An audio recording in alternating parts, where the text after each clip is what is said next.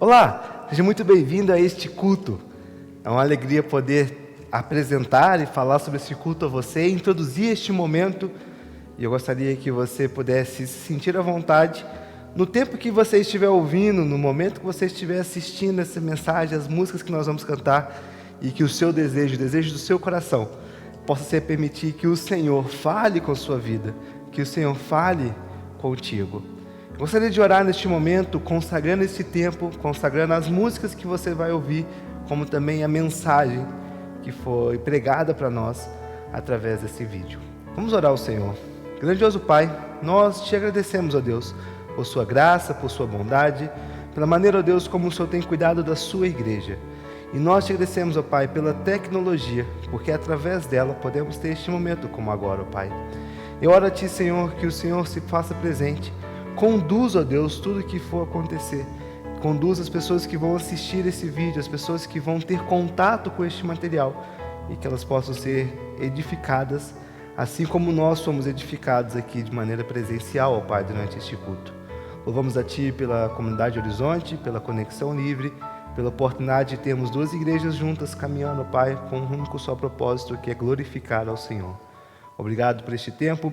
Oro a Ti em nome de Cristo Jesus. Amém. Queridos, te faço o convite. Abra seu coração e permita que o Senhor possa falar contigo durante este vídeo, durante este culto nosso.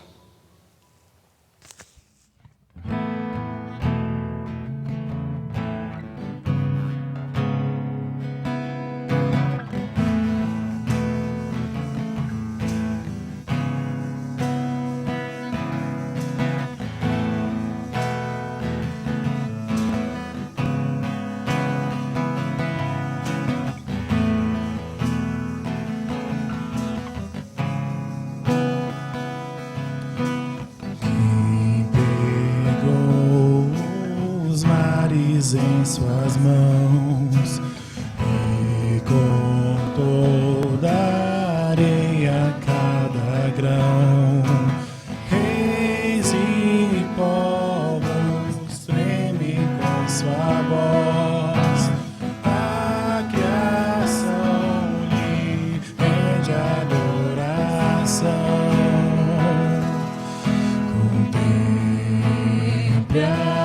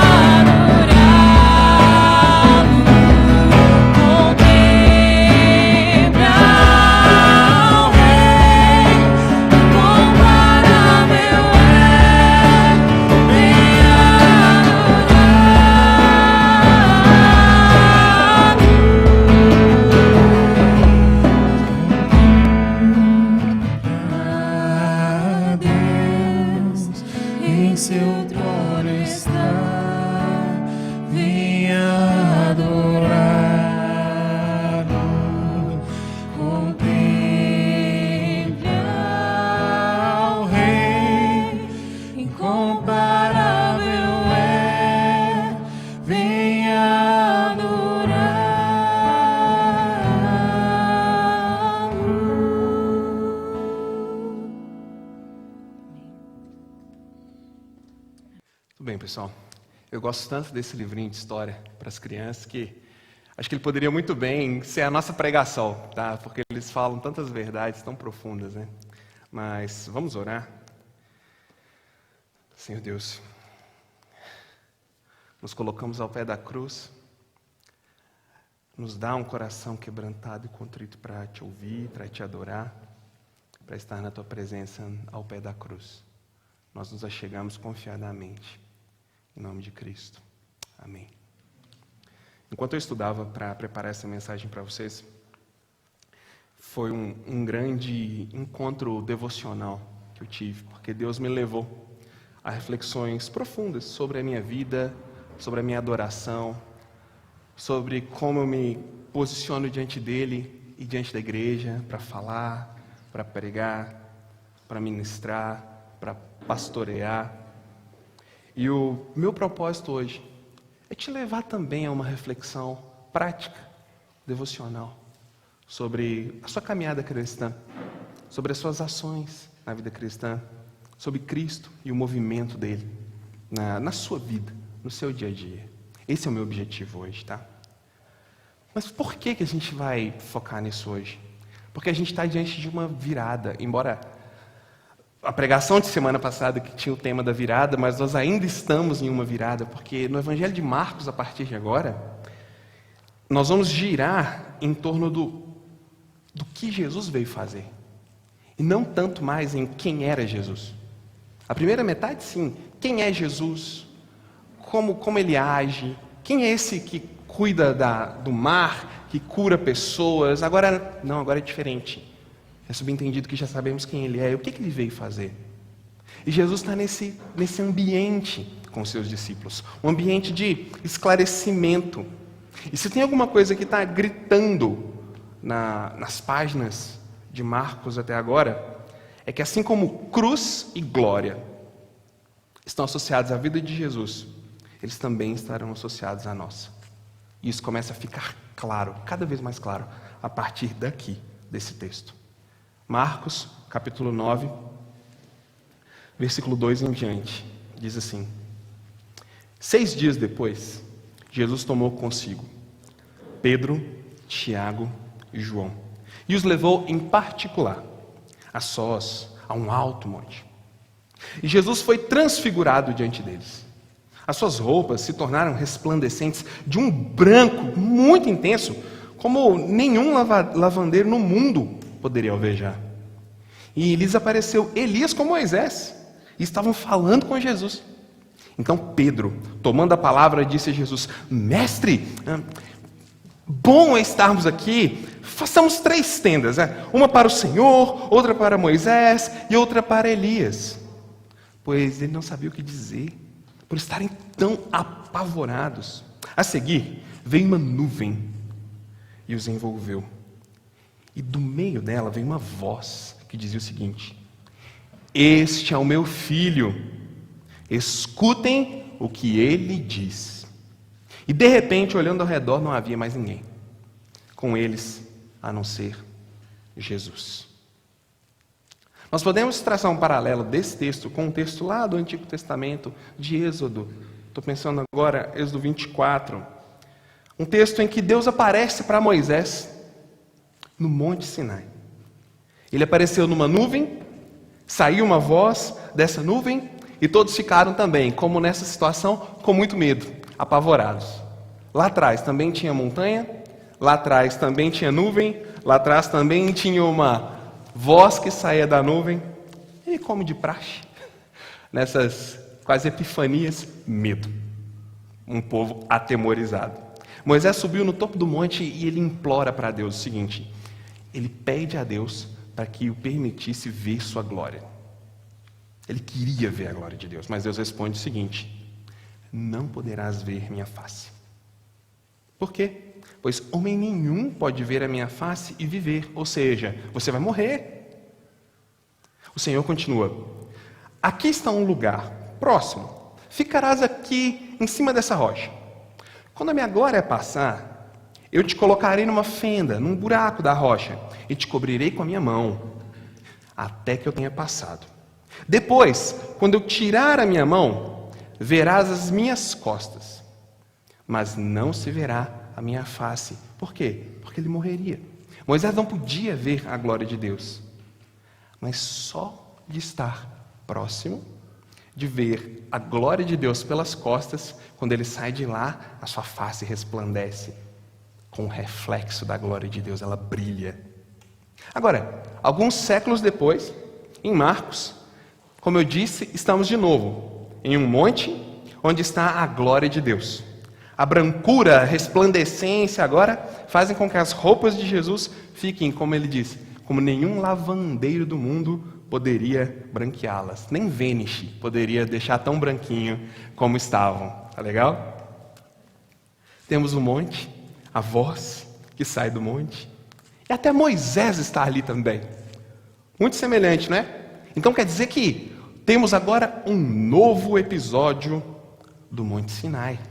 As coisas estão se repetindo. Pensa a cabeça deles olhando tudo isso. Monte, Moisés, nuvem com a presença de Deus, isso era chamado de Shekinah, uma voz, né? A gente está... Poxa vida, está acontecendo de novo. É um novo Sinai. Não. Existe algo diferente que dá uma virada gigantesca nessa história. Por quê? Quando Moisés desce do monte, depois de ter visto a glória de Deus, ele reflete no seu rosto essa glória como a lua reflete a luz do sol. A luz não é própria, a luz vem de alguém. Mas agora, nesse outro monte, nesse novo episódio, quem produz essa glória incomparável, essa brancura incomparável, essa luz incomparável, como ele diz, é Jesus.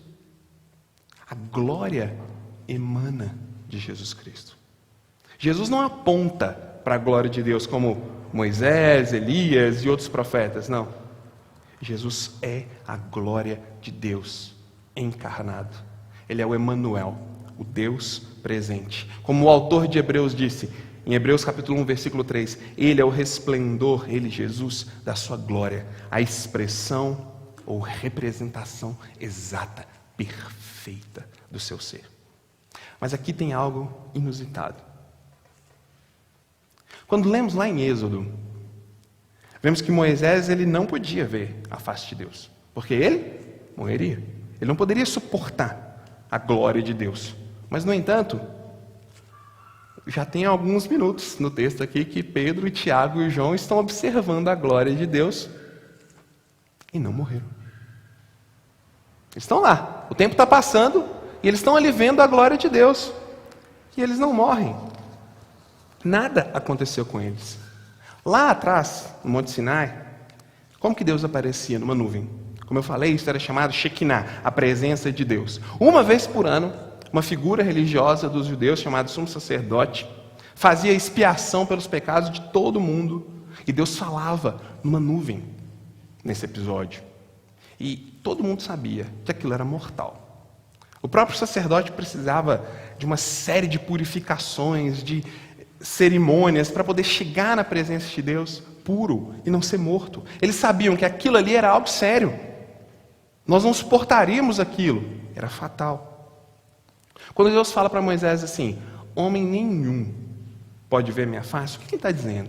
Ele está dizendo o seguinte, existe uma distância gigantesca entre um Deus santo e uma humanidade pecadora. Não é próximo. Não é um igual. Está longe, é distante. O que ele disse é, você não pode, Moisés, e nós também não podemos suportar a realidade de Deus. Não podemos aguentar a presença santa de sua glória, pois isso nos destruiria. Pois na presença de Deus não pode haver nem sombra de pecado. Como somos pecado, como diz Romanos, todos pecaram e carecem da glória de Deus. Chegamos atrasados para receber a glória de Deus. Não somos capazes de refletir por nós mesmos a glória de Deus na presença dele, sucumbiríamos, morreríamos. Mas Jesus, na presença deles, se revela. E por isso o texto é chamado de transfiguração. Jesus se mostra a eles na sua glória. Olhando um pouquinho para os discípulos, no que está acontecendo ali nessa narrativa, a gente vê que Pedro, coitado, ele parece que é a primeira vez que ele não sabe o que falar. Né? Ele sempre tem uma resposta pronta, mas aqui ele não sabia o que falar. Primeira vez, não sabe o que fala, não sabia o que dizer, e ele gagueja alguma coisa assim: fazer uma tenda, Senhor, uma para o Senhor, para Moisés, para Elias. Você sabe o que eu estou falando? Sabe aquele momento de silêncio mortal, que ninguém fala nada e você fica naquela coisa no coração: tem que falar alguma coisa, tem que quebrar isso aqui, tem que falar algo, isso não pode continuar, e vai te angustiando, começa até a suar frio e tudo mais. Então, Pedro estava um pouco assim. Então ele fala: vamos fazer uma tenda, uma para Jesus, uma para Moisés, uma para Elias. Vamos pensar um pouco sobre isso. Essa palavra tenda, na verdade, é um tabernáculo. Tabernáculo. Lá atrás, depois que a glória de Deus desceu no monte, o que o povo fez? Eles construíram um tabernáculo, um local. Por quê? Olha só, era comum conceber ou saber que existia um distanciamento enorme entre a divindade e a humanidade. Isso não é um privilégio de um pensamento judaico-cristão, não. Nas outras religiões também isso era sabido, um distanciamento entre a humanidade e a suposta divindade. Por isso que eles criavam templos ou tabernáculos, por isso que tinham sacerdotes, rituais, sacrifícios. Para quê? Para transformar a consciência do ser humano ou livrá-lo do pecado. Para que esse local servia?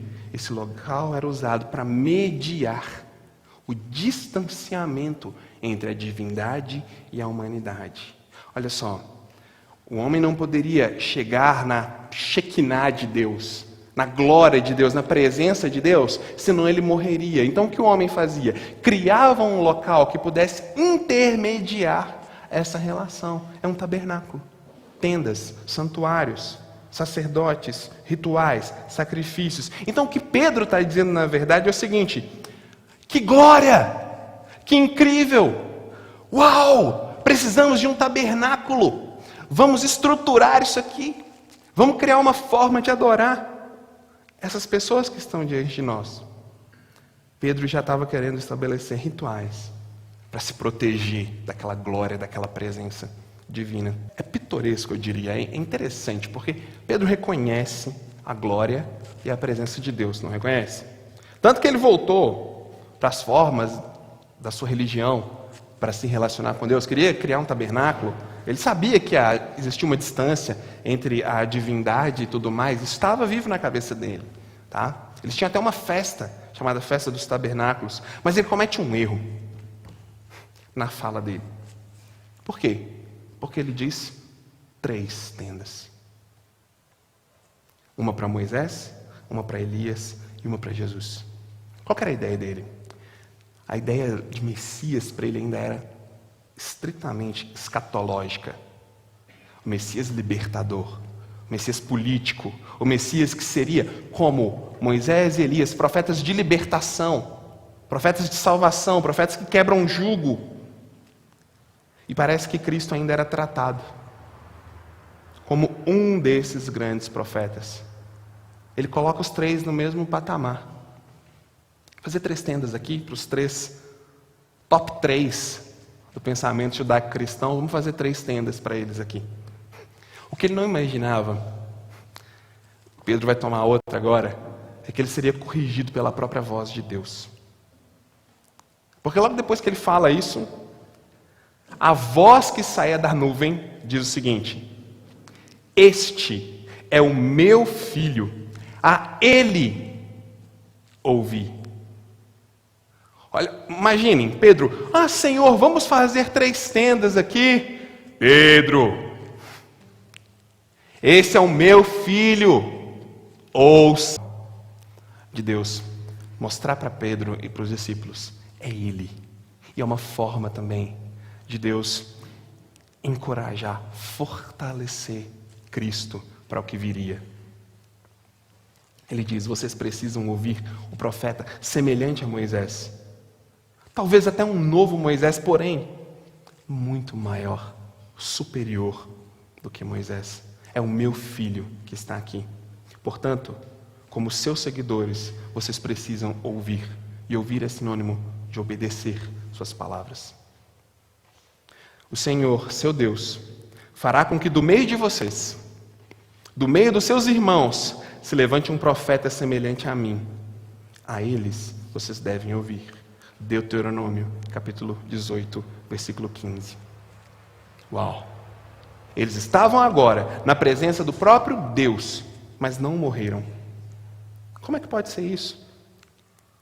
De repente, essa voz fala, e eles olham, só tem Jesus ali, a nuvem vai embora, a claridade diminui, Jesus volta ao cotidiano, ao normal, que eles estavam acostumados a ver,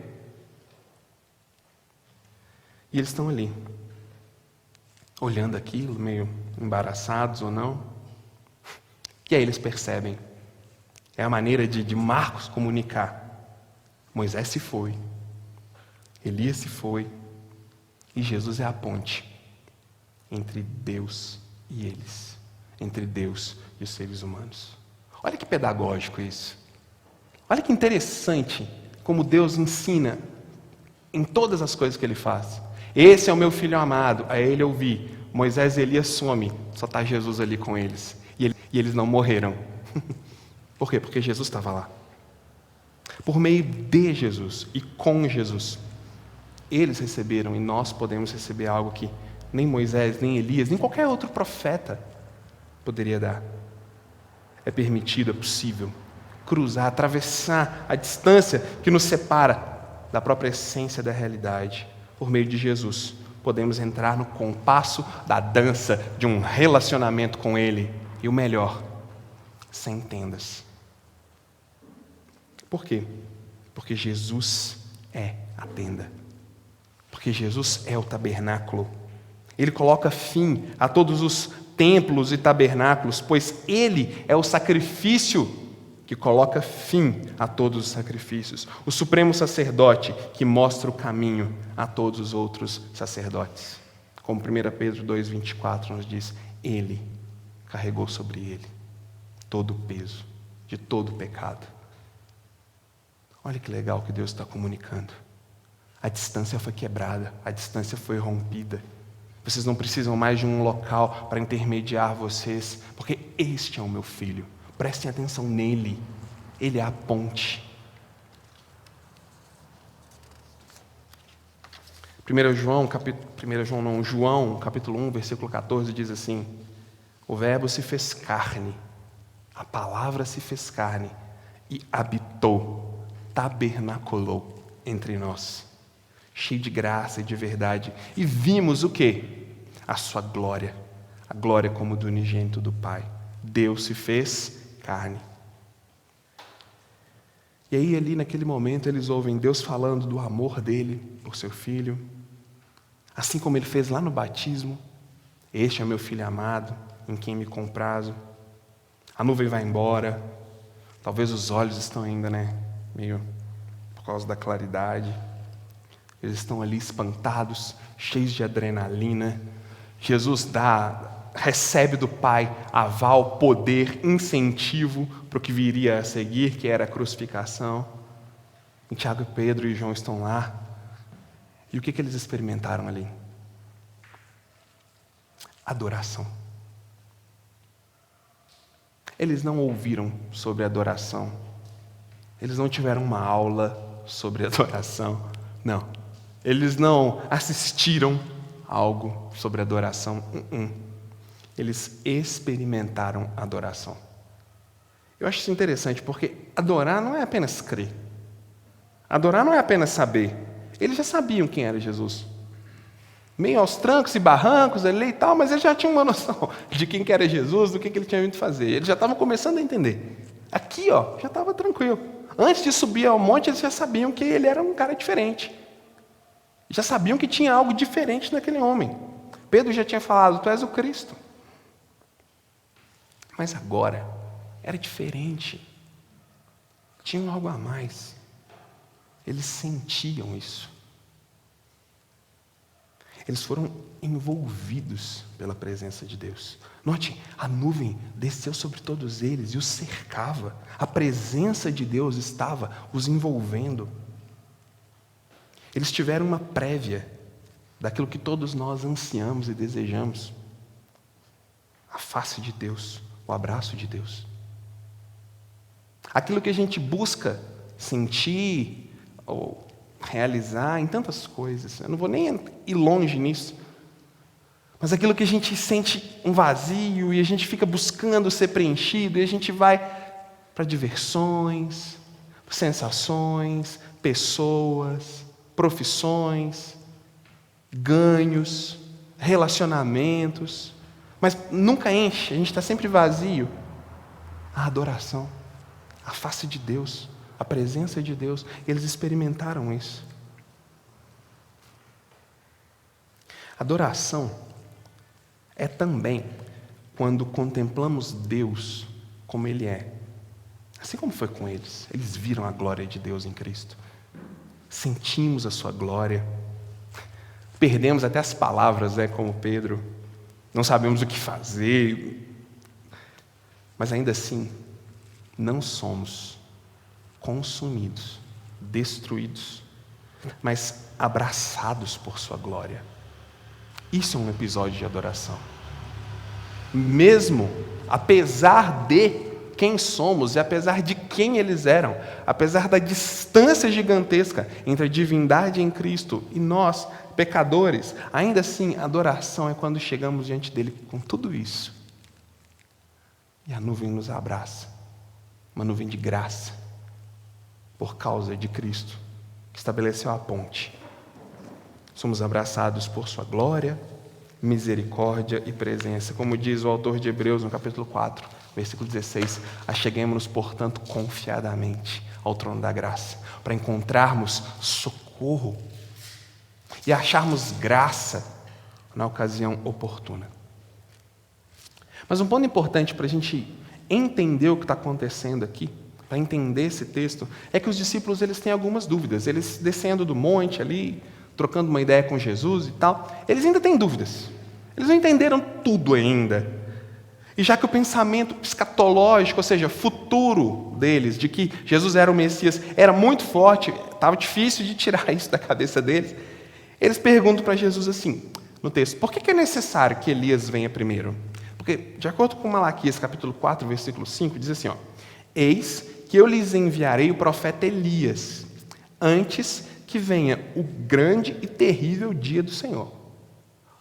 Uma profecia de que Deus enviaria Elias antes do grande e temível dia escatológico, onde Cristo, o Messias, reinaria e colocaria em ordem todas as coisas. Então, quando eles perguntam isso, eles estão dizendo o seguinte para Jesus. Lembra, o pensamento escatológico deles está bem forte ainda. Eles falam, ok, Jesus, é o seguinte, Elias estava lá no monte com a gente, né? Era Elias mesmo, né? Elias estava lá com a gente. Então quer dizer que o próximo passo agora é o grande e terrível dia do Senhor. Estamos prontos, Jesus. Descendo daqui do morro, nós vamos fazer o quê? Nós vamos aplanar todos os vales e botar ordem nisso aqui, né? O Império Romano que nos aguarde. Percebe a pergunta deles? Tá bom, Elias já estava aqui, então vamos lá, está na hora. Mas Jesus responde dizendo o seguinte, Elias já veio, gente. Mas, antes do grande e terrível dia do Senhor, ainda será necessário, e ele repete, sofrer, ser rejeitado e morto. Aí a gente fica com a dúvida, como assim Elias veio? Talvez os discípulos perguntaram, Jesus, como assim? Já veio? O que o Senhor quer dizer com isso? Jesus completa a resposta dele. Ele fala, Elias já veio. Na verdade, ele está se referindo a João Batista, que era um profeta semelhante a Elias, e no espírito de Elias, que prepararia o caminho do Senhor. Mateus, capítulo 11, nos diz assim, este, falando de João, é aquele de quem está escrito, eis que eu envio adiante de você o meu mensageiro, que preparará o caminho diante de você. Em verdade lhe digo, entre os nascidos de mulher não apareceu ninguém maior do que João Batista, mas o menor no reino dos céus é maior do que ele. Desde os dias de João Batista até agora, o reino dos céus sofre violência e os que usam de força se apoderam dele. Porque todos os profetas e a lei profetizaram até João. E se vocês o querem reconhecer, ele mesmo é Elias que estava para vir. Lucas também nos diz o seguinte: e irá adiante do Senhor no espírito e poder de Elias, para converter o coração dos pais aos filhos, converter os desobedientes à prudência dos justos e habilitar para o Senhor um povo preparado. A ideia é que Elias apareceria de novo. Elias desceria do céu e viria e faria algo. É isso que eles estavam esperando, mas Jesus diz: não, vocês entenderam errado. Já veio um cara no espírito e no poder de Elias, um profeta semelhante a ele. Foi João Batista. E lá em Mateus capítulo 6, a Jezabel do Novo Testamento, chamada Herodias, aquela Jezabel que perseguiu Elias, então, tem uma mulher parecida com ela no Novo Testamento, ela pede a cabeça de João Batista num prato. Ele é morto e Jesus diz lá: por isso fizeram com ele tudo o que quiseram. Ok, entendemos o texto, entendemos o que está acontecendo aqui, eles experimentaram a adoração, joia. E aí? E agora? O que eu faço com isso? Ok. O que acontece a seguir no texto é a exemplificação perfeita de alguém que não só sabe as verdades corretas sobre Deus, mas que experimenta, sente uma verdadeira adoração, de estar na presença de Deus em completa vulnerabilidade, confiando apenas na misericórdia e na graça deles. Quando Jesus desce do monte, tem uma multidão discutindo. Tem uma multidão ali discutindo. Jesus perguntou o que está acontecendo aí e tudo mais. E no meio da multidão, respondeu. E eu vou ler. Mestre, eu trouxe até o Senhor meu filho, que está possuído de um espírito mudo. E este, sempre que se apossa dele, lança-o por terra. Ele espuma, range os dentes e vai definhando. Eu pedi aos seus discípulos que o expulsassem, mas eles não conseguiram. Então Jesus exclamou: ó geração incrédula, até quando estarei com vocês? Até quando terei de suportá-los? Tragam o menino até aqui. E eles o trouxeram. Quando ele viu Jesus, o espírito imediatamente agitou o menino com violência e, caindo ele por terra, revolvia-se, espumando. Jesus perguntou ao pai do menino: há quanto tempo isso acontece com ele? O pai respondeu: desde a infância, e muitas vezes o tem lançado no fogo, na água, para matá-lo. Mas se o Senhor pode fazer alguma coisa, tenha compaixão de nós, nos ajude. Ao que Jesus respondeu: se o Senhor pode, tudo é possível ao que crê. E imediatamente o pai do menino exclamou: eu creio, ajuda-me na minha falta de fé. Vendo Jesus que muita gente estava se reunindo, repreendeu o espírito imundo, dizendo-lhe: espírito mudo e surdo, eu ordeno a você, saia desse menino e nunca mais entre nele. E ele, gritando e agitando muito, saiu, deixando como se estivesse morto, a ponto de muitos dizerem: morreu. Mas Jesus, tomando pela mão, o ergueu, e ele se levantou. Quando Jesus entrou em casa, os seus discípulos lhe perguntaram em particular: por que nós não conseguimos expulsá-lo? Jesus respondeu: esse tipo de espírito só pode ser expulso por meio da oração e jejum. Uau! Nós estamos falando de experimentar a vulnerabilidade na presença de Deus. Os discípulos acabaram de ver a glória de Deus ali, eles sentiram aquilo, eles estavam na presença de Deus e não foram consumidos, eles estavam envolvidos pela glória de Deus. Era muito mais do que simplesmente dizer: tu és o Cristo. Era muito mais do que simplesmente dizer: tu és o Messias. Era muito mais do que saber que 2 mais 2 são 4. Eles sentiram aquilo, eles experimentaram aquilo. Eles estavam pecadores, completamente distanciados em termos de santidade da glória de Deus, mas ainda assim a glória de Deus os envolve, os acolhe e a ponte é estabelecida e as barreiras são quebradas e eles não são mortos, pelo contrário, eles recebem vida, eles sentiram aquilo. Mas o pessoal que estava lá embaixo, que não tinha conseguido expulsar o demônio, eles estavam só aqui. Eles sabiam que Jesus tinha poder para expulsar um demônio. Eles sabiam que demônios entravam e saíam, eles já tinham visto isso. Mas eles tentam expulsar aquele demônio. E ele não sai. E Jesus diz para eles, como se Cristo dissesse, isso aí não sai só com o que você tem aqui, não. Isso aí não sai só com as palavras mágicas. Isso aí não sai só com um mantra ou com a reza específica, não. Você precisa de mim. Você precisa estar em um espírito de adoração. Você precisa estar entregue.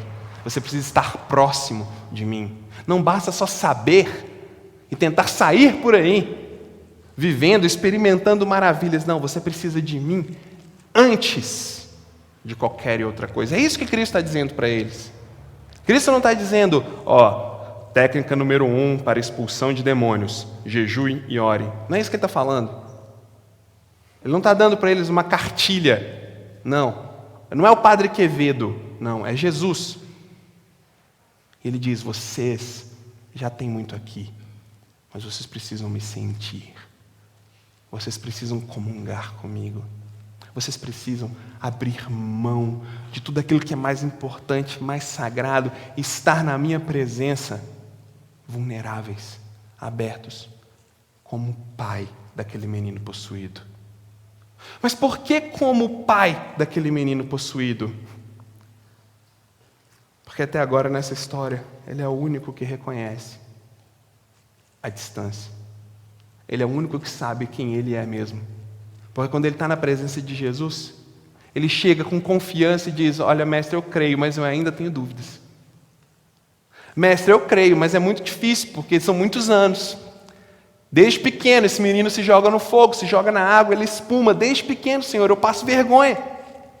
Desde pequeno, Senhor, esse menino corre atrás das pessoas no shopping, endemoniado. Eu creio, eu quero, mas eu tenho dúvidas, Senhor. Eu já tentei de tudo. Eu já fui em vários lugares. Mas olha, mesmo com essas dúvidas aqui, eu estou aqui, me ajuda. Me ajuda. Eu quero crer. Eu quero experimentar. Eu quero adorar. Eu quero sim que ele seja liberto, mas me ajuda. Eu ainda não consigo acreditar completamente. Esse homem estava nu na presença de Deus, vulnerável, mostrando o tamanho da distância entre a divindade e a fé dele, toda cheia de dúvidas. Mas ele não foi consumido, ele não foi morto, ele não foi lançado fora, pelo contrário, ele foi abraçado, foi cuidado. E onde que isso é, eu diria, de valor devocional para nós? Em primeiro lugar, é na vulnerabilidade da nossa desgraça que nós experimentamos maior graça. Porque onde transbordou de pecado, transbordou mais ainda graça. É quando chegamos diante de Deus, nus,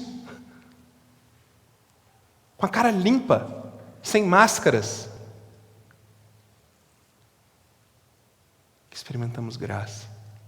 Nós não precisamos mostrar para Deus que cremos, que somos bons, que já sabemos, que conseguimos, que vencemos, que temos uma fé de ferro. Não, não, não.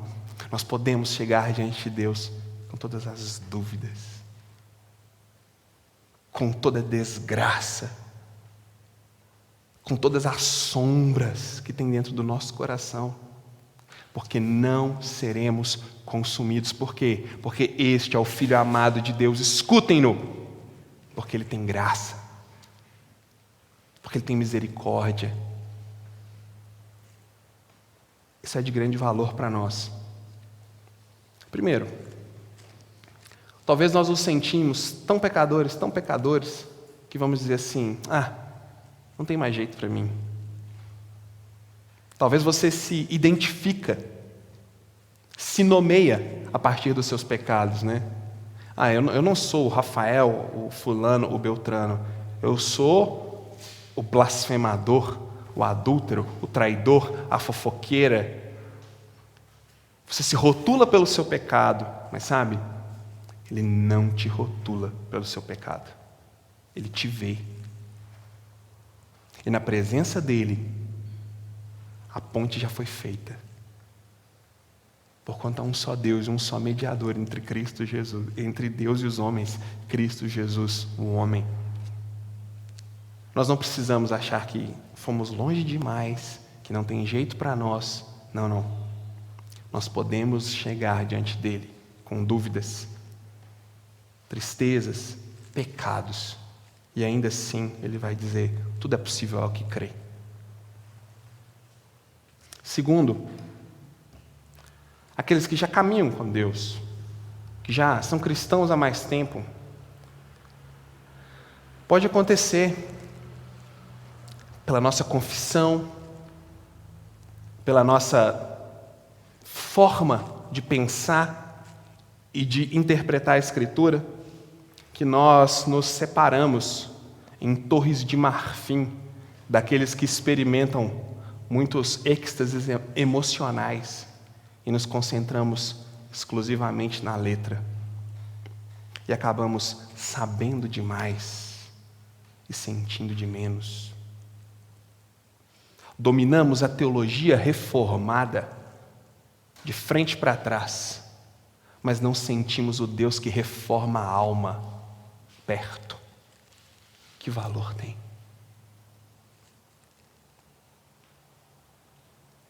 Os discípulos não conseguiram expulsar o demônio com as palavras certas, com o jeito certo, porque eles não estavam perto o suficiente de Cristo.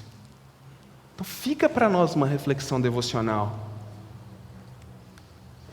Preciso, sim, me retirar, parar um pouco a correria, parar um pouco a loucura da vida e me dedicar exclusivamente para ser abraçado, envolvido e sentir a glória de Deus e adorar esse Deus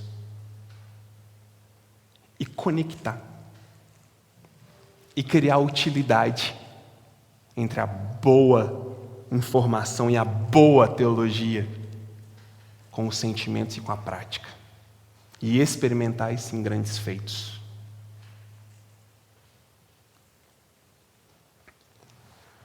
De tudo que eu falei, o que eu gostaria que você gravasse é: Ele te ajuda na sua falta de fé e nas suas dúvidas.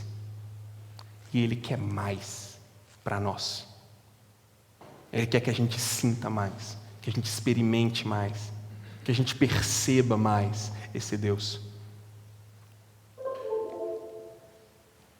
Podemos ter confiança.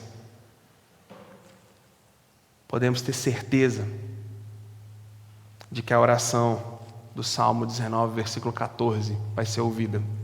Que as palavras dos meus lábios e o meditar do meu coração sejam agradáveis a Ti, Senhor. Rocha minha e Redentor meu. Vamos orar?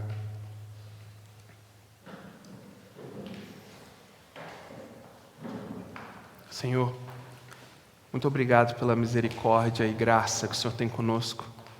Muito obrigado porque o Senhor nos abraça mesmo nas dúvidas e tristezas e pecados e nos ajuda a reformar nossa alma. Nós te louvamos, Deus. Ó Pai amado, eu te peço, Senhor Deus, nos ajuda a conectar a boa doutrina, a boa teologia com os sentimentos profundos pelo Senhor, com prática profunda. Não nos deixe isolados em torres de marfins puramente intelectuais, mas nos ajuda a ser abraçados por esse Salvador. Fala conosco, é o que eu te peço em nome de Jesus. Amém.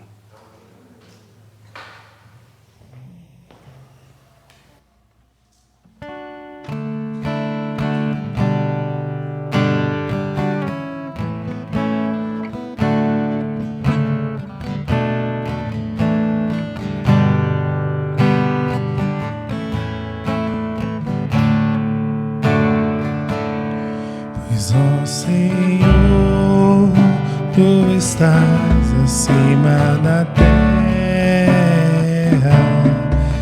igual a ti, não há outro Deus. Ó Senhor, tu estás acima da terra, igual a ti, não há outro Deus. Te exaltamos, te exaltamos, te exaltamos, ó Senhor, te exaltamos, te exaltamos, te exaltamos, ó Senhor. Ó Senhor, tu estás acima da terra, igual a ti, não há outro Deus. Pois, ó Senhor, tu estás acima da terra, igual a ti, não há outro Deus. Te exaltamos, te exaltamos, te exaltamos, ó Senhor, te exaltamos, te exaltamos, te exaltamos, ó Senhor, te exaltamos, te exaltamos, te exaltamos, ó Senhor, te exaltamos, te exaltamos, te exaltamos, ó Senhor.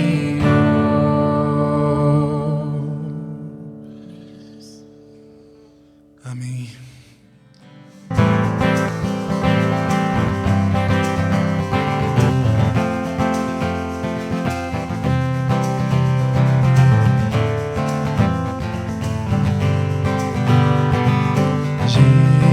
Jesus, justiça de Filho de homem, Filho de Deus, seu reino vem.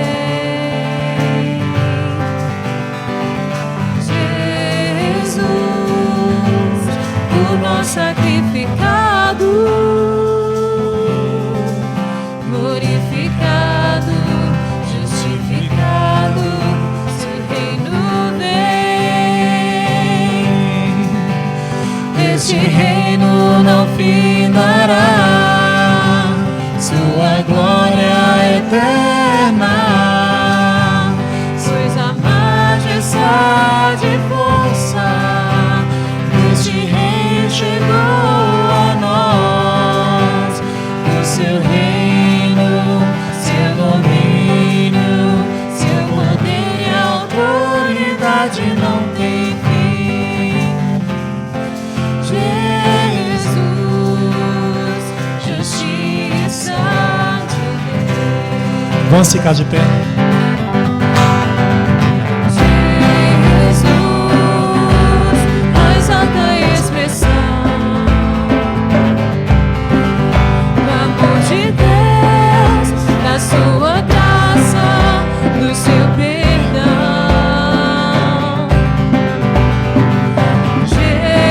Jesus, Deus santo e adorado,